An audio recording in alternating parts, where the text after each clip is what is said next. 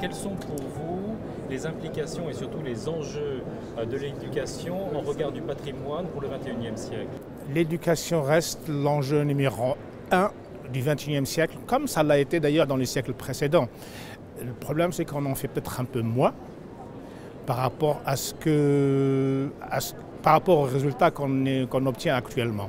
Mais l'éducation, je dirais, pour le XXIe siècle reste essentielle, primordiale pour toutes les nations, qu'elles soient du nord ou du sud, qu'elles soient de l'est ou de l'ouest, qu'elles soient riches ou pauvres. Pour les riches, on est obligé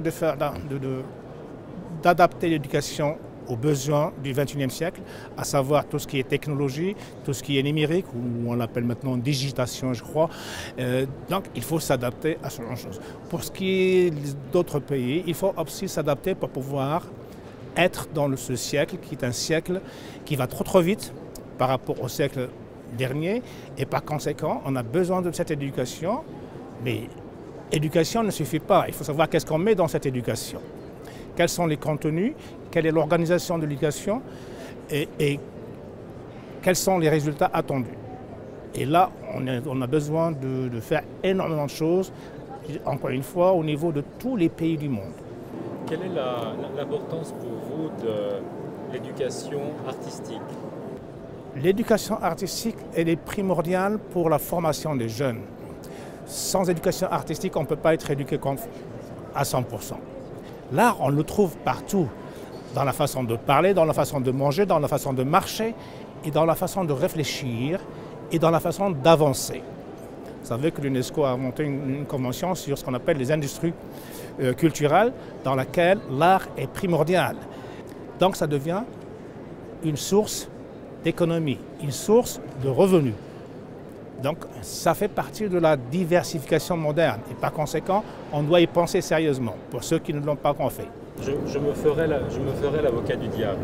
Si j'étais ce que je ne suis plus depuis très longtemps, un jeune garçon de 13-14 ans, et je vous dirais, mais qu'ai-je à faire à l'époque de la technologie numérique maintenant, de ces commodes 18e, de ces reliquaires Fang, de ces habits militaires? Cela ne me concerne rien. Que lui répondriez-vous?